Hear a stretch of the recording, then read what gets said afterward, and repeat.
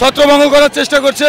আমরা দেখতে পাচ্ছি যে এখানে জল কামান আনা হয়েছে এবং এবং এই মুহূর্তে আমরা অবস্থান করছি ধানমন্ডি 32 নম্বরে। আমার পিছনে দেখতে পাচ্ছেন কিন্তু এখানে শিক্ষার্থীরা এবং পুলিশের মধ্যে ধাওয়া পাল্টা দেওয়ার ঘটনা ঘটছে। এখানে কিন্তু পুলিশ সাউন্ড গ্রেনেড নিক্ষেপ করে কিন্তু ছত্রভঙ্গ করার চেষ্টা করছে। আমরা দেখতে পাচ্ছি যে এখানে জল কামান আনা হয়েছে এবং এবং পুলিশ শিক্ষার্থী এখানে কিন্তু ইট পাটকেল নিক্ষেপের ঘটনা ঘটছে।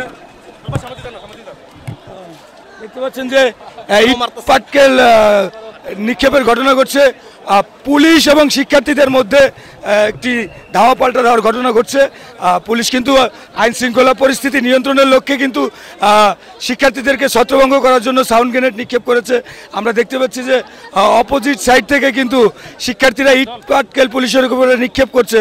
এখানে জল কামান আনা হয়েছে এবং পুরো পরিস্থিতি এই মুহূর্তে রণক্ষেত্রে পরিণত হয়েছে। ধানমন্ডি 32 নম্বর থেকে আমরা আপনাদেরকে সরাসরি দেখানোর চেষ্টা করছি এবং একটি জল কামান নিয়ে কিন্তু ধানমন্ডি 32 নম্বরের গেটের দিকে যাওয়া হচ্ছে।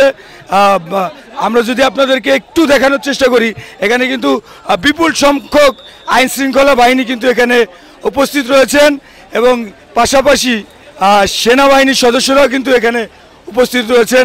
আমরা যদি একটু এখানে দেখানোর চেষ্টা করি যে ডিসি মাসুদ কিন্তু এখানে এই মুহূর্তে অবস্থান করছে।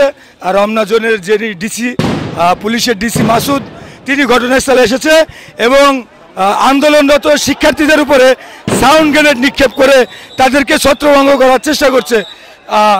আমরা আপনাদেরকে ধানমন্ডি 32 নম্বর থেকে সরাসরি সেই ছবি দেখানোর চেষ্টা করছি। পুলিশ কিন্তু এখানে মারমুখী ভূমিকায় অবতীর্ণ হয়েছে এবং শিক্ষার্থীদের উপরে কিন্তু সাউন্ড গ্রেনেড এবং টিয়ার সেল নিক্ষেপ করছে।